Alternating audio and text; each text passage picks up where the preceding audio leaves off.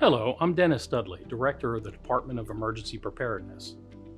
The local Emergency Planning Committee is producing this video as part of its charter to keep the public informed about hazardous materials and response planning in Frederick County.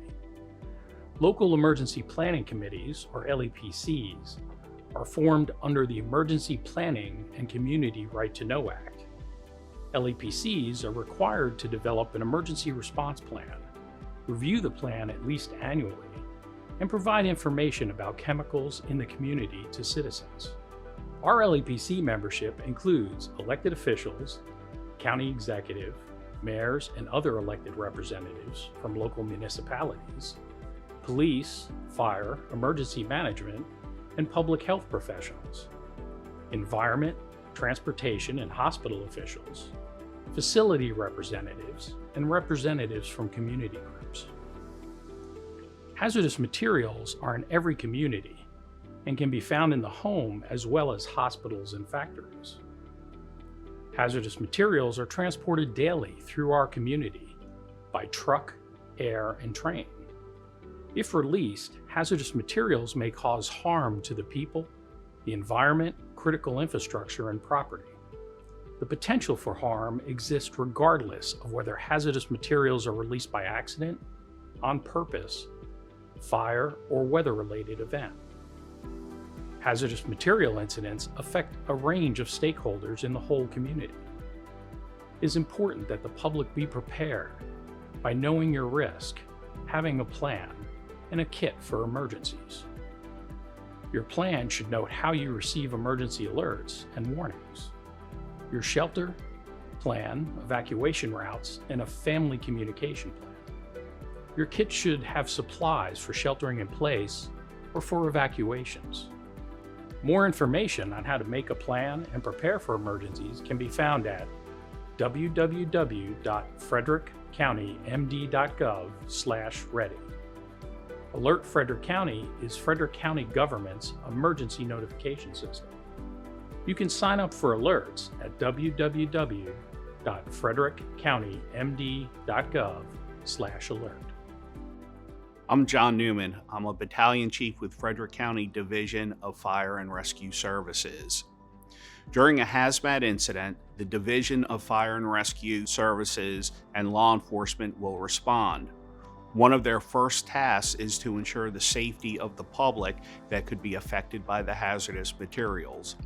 Some residents may be asked to shelter in place, while others may be directed to evacuate to avoid potential exposure to the hazardous material.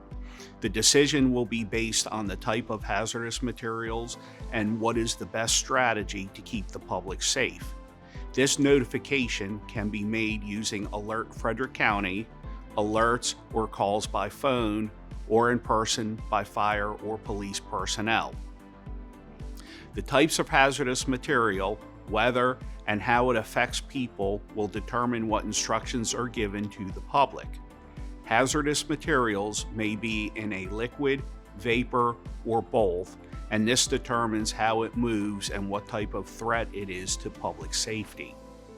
In some cases, it is safer to shelter in place, stay in your home to avoid potential contact with the hazardous material. The hazardous material may already be in your area, and if you travel or leave your home, you are at greater risk for exposure or injury. When you shelter in place, shut all doors and windows. Turn off air conditioners and heat.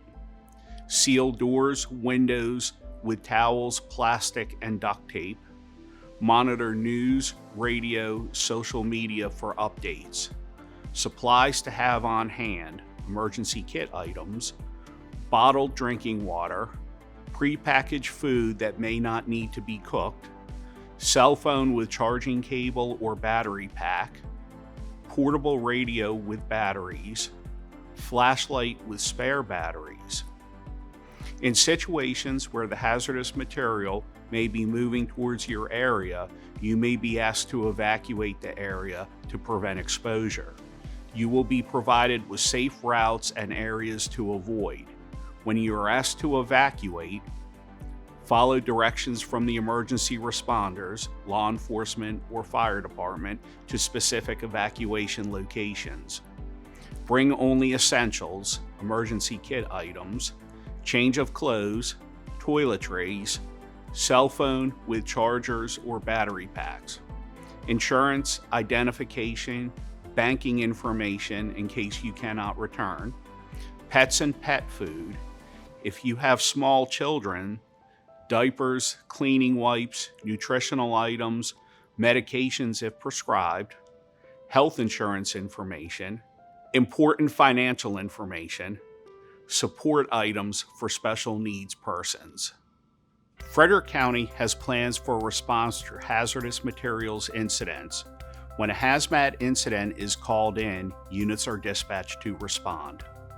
2 hazmat units, 2 engines, 2 ambulances, 2 medic units, 1 safety officer, 1 battalion chief, and 1 EMS supervisor. Upon arrival, the incident commander will assess the hazard and gather information from the reporting party, bystanders, witnesses, and other first responders. Persons exposed will be isolated and a decision will be made on the need for decontamination. Safety zones will be established, hot, warm, and cold. The zones are established to reduce accidental spread of hazardous substances by workers or equipment moving from contaminated areas to clean areas. The hot zone or exclusion zone is the area with actual or potential contamination and the highest potential for exposure to hazardous substance.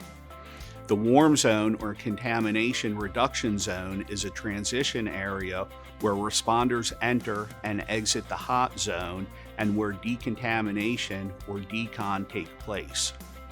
The cold zone is free from contamination and may be safely used as a planning and staging area for responders.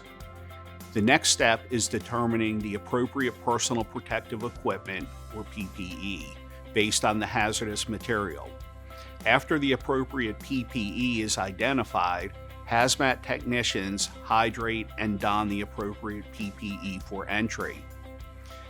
A decon area will be established for mass decon of general public if needed, and a separate area will be set up for hazmat teams. Decon is established for hazmat personnel prior to any entry of the hot zone. Mass decon will be a priority for civilians if deemed so. Fire department personnel will set up the appropriate decon. A team of 2 hazmat technicians will enter the hot zone to conduct a recon in appropriate personnel protective equipment, including self-contained breathing apparatus, to determine the hazard. They will utilize an array of meters to determine air quality and suspected hazards associated with the hazmat. They will then radio to the hazmat group supervisor the associated hazards and what other personnel and resources are needed to mitigate the hazard. They will exit the hazard, decon, and remove their PPE. Once it is determined what is needed to mitigate the hazard, an entry team with a minimum of 2 hazmat technicians enter the hot zone to mitigate the hazard. Once the hazard is mitigated, the entry team will report to decon. At all times, there will be a minimum of 2 hazmat technicians as a backup safety team waiting in the warm zone. When mitigation of the hazard is complete, there will be a hot wash to determine the pros and cons of the incident, and then the cleanup process will begin to return units to service. Thank you for taking the time to learn about the local emergency planning committee, what to do in a hazmat situation, and the Frederick County response. Educating yourself and others is the key to positive outcomes.